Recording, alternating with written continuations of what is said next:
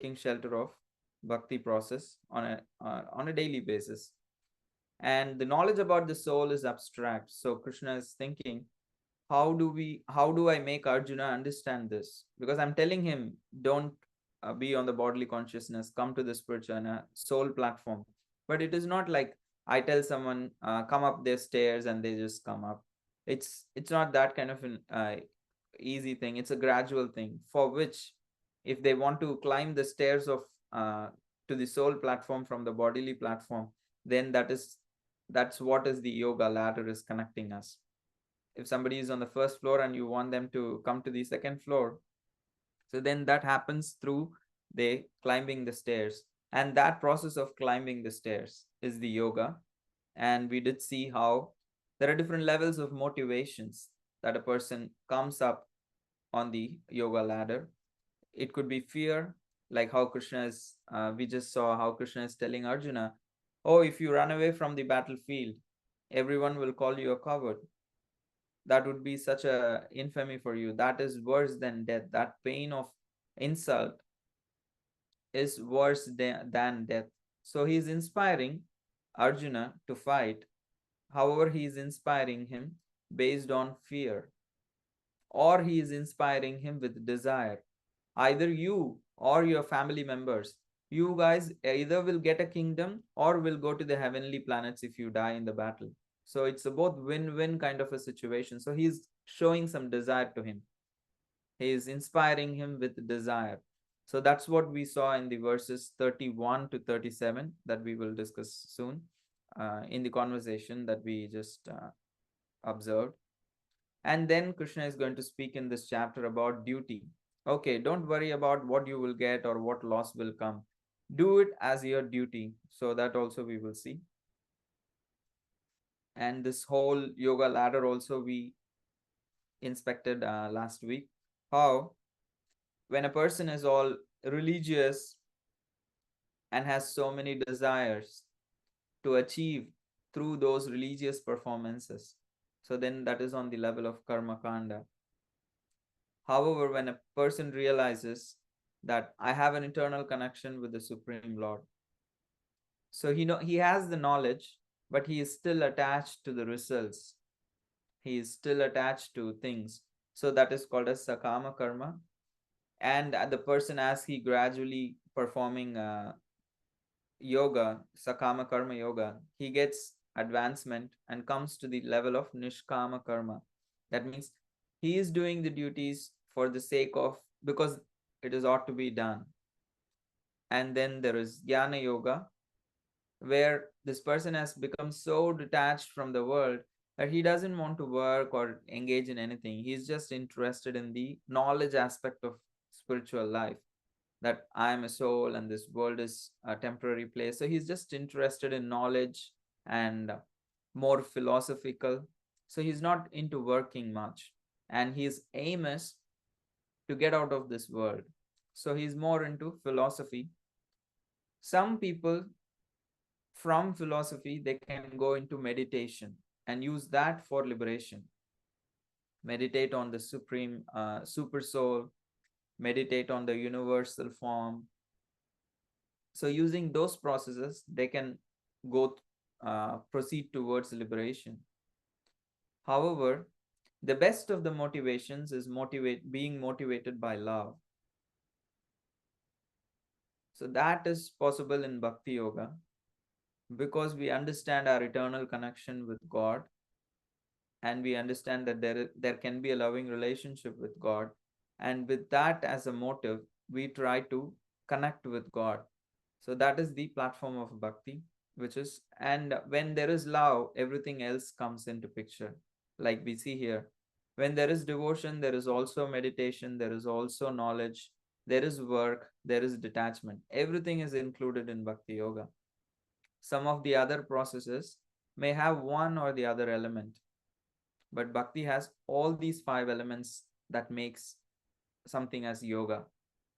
We are detached from worldly things and endeavoring to please Krishna, and we have a knowledge why we are doing it, that I am a spirit soul, Krishna is God, and we have that focus, meditation, externally as japa or internally as okay, my life is to serve Krishna. That meditation is there, and then that devotion manifests in all these ways. So this is how the various yoga ladder, this is how the various stages of yoga works. So I'm giving this background so that when we enter the verses from 31 onwards, we will see these concepts in action. So once you know this theoretical concept, you will be able to see this happening in the progression of second chapter. Any questions or thoughts, reflections, doubts?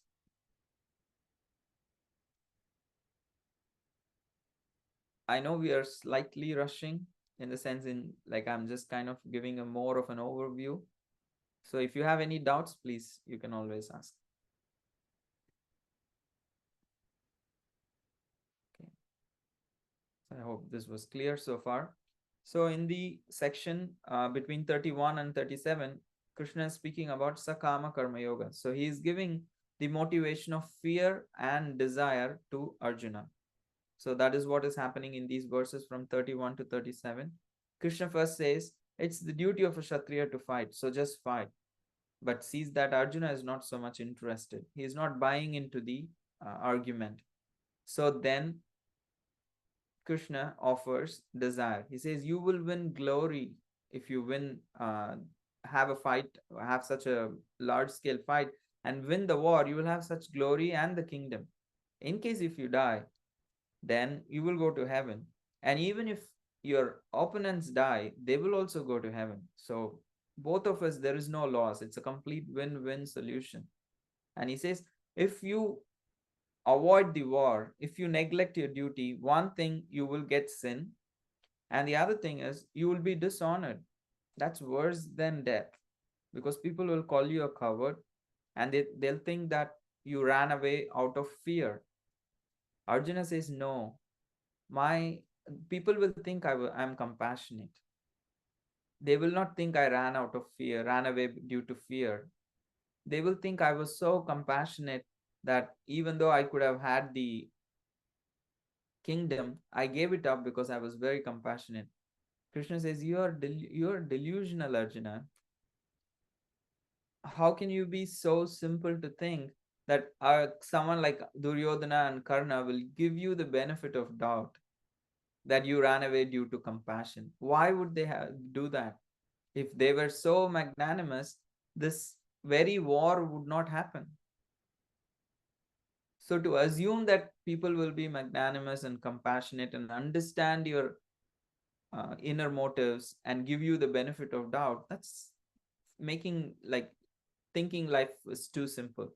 So he says, no, if this will not be the case, they will be actually calling you all kinds of ill names. Your reputation would be completely harmed. Your enemies would be mocking you and questioning your bravery. And as a warrior, that's not the thing that you would enjoy. So in this way, he is encouraging him with the motivation of fear and desire. So that is the character analysis. Arjuna is thinking, how can I decline this duty? So Krishna is inspiring with him lower levels of motivations because he is not ready to act on the platform of duty. Raising our consciousness, even when we are practicing bhakti, we may have these lower tendencies within us. So that raising our consciousness from the platform of fear to desire to duty to love, that is what is the progression in spiritual life. As I earlier also said, we cannot solve problems with the same level of consciousness that led to them. So we need to raise the level of consciousness. Yes, Jeffrey Prabhu. Hare Krishna, Prabhu.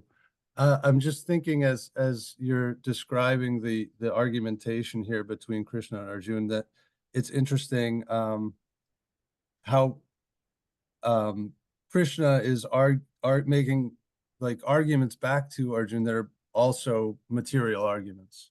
They'll make fun of you, you'll be called a coward, things like that. And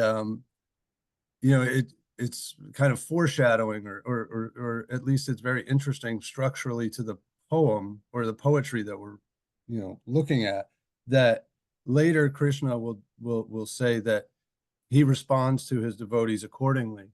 And so as Arjun's having these material mental struggles, Krishna is right there on the same level with him, arguing back on that same level. He's not saying like, oh, you dummy, you don't get it.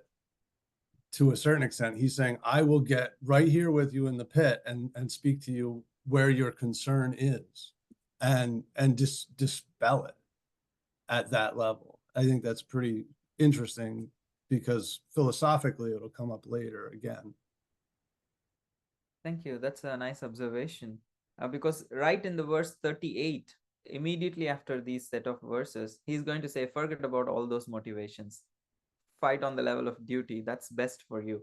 But even if you're not there, even otherwise also, that is the best course of action. Whether you have a motivation of fear or desire or duty or love, fighting is your best course of action. So that's what he is saying. And later in the 7th chapter, we will see he says how there are 4 kinds of people who come to him.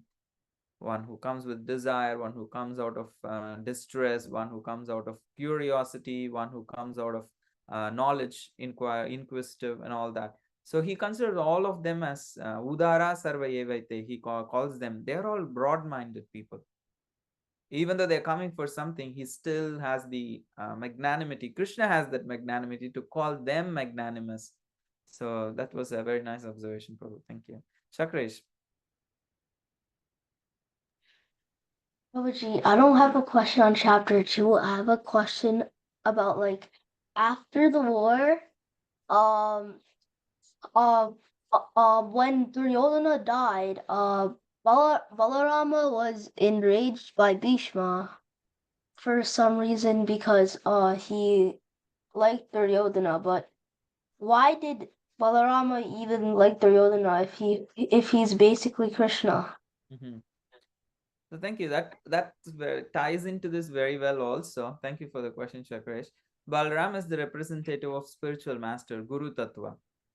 So even if because the soul can never be bad, the soul is forever pure. Even temporarily, we are like kind of we develop the tendencies like Duryodhana, we become bodily conscious and we create trouble and all that. Still, there is hope because the spiritual master thinks, how can I actually defend this person and somehow or other support him and give some credit and purify. So, because Balramji actually represents Guru Tattva, he does extend, like Srila Prabhupada came to the West and preached to all kinds of people. He did not think, oh, these people are qualified, unqualified, they had addictions or all these kind of things. No, the mercy of the spiritual master is more magnanimous than even the Lord's mercy. He sees who is qualified, who is not qualified sometimes, but the Guru does not see. He tries to bring everyone to Krishna's lotus feet. That's the kind of lesson we can take from there. Make sense, Chakresh? Yeah. It's an elaborate topic. I'm just trying to keep it brief and to the point. Okay. Nanda Krishna? Prabhuji, I have a quick question. Like when By the way, I'm very happy to see you. oh, thank you, Raji. So in this normally Arjuna was used to like acting on duty, right? So in the time when he was not able to do duty, why was Krishna trying to appeal to him through like lower forms of motivation such as desire and fear? Because if he's usually used to doing duty, then why would Krishna go to lower forms that he may not be? Because since Arjuna is like a devotee and is like in a higher state of mind, why would Krishna go to those lower states of motivation for Arjuna? Thank you. That's a very interesting question, Nanda Krishna. Since Arjuna is usually on the platform of love, even for that sake speaking, even just assuming he is on the level of duty, he's fighting as a warrior, since he is not able to do that, the higher motivation is surely not going to work, right? Say, if you say, I won't go to school, there is no, what would your mom kind of give you arguments? A, your teacher would be angry, your school will give you like kind of some punishment, or your grades will go low, you will fail in the exam. So it's kind of because if you were like happy in the morning waking up, oh, I'm so eager to go to school, it would be very easy. She would be saying, okay, in school you can do that, then let's go for the extra training and we will go for this extra coaching. The level could be higher when you are already motivated, but when you're not motivated, to bring up that motivation, sometimes you have to only go, you have to bring a person from the from, how you say, you support a person from the back, you kind of push them so that they are on that level, then higher motivations can work. Does it make sense? Yeah, that makes sense, Prabhuji. Thank you so much. Hi, Gokulam. I've heard that in the end, when Bhima kills Dusasan, everyone thinks he's a monster because of how he drank the blood. Thank you for the detail, Gokulam. Thank you.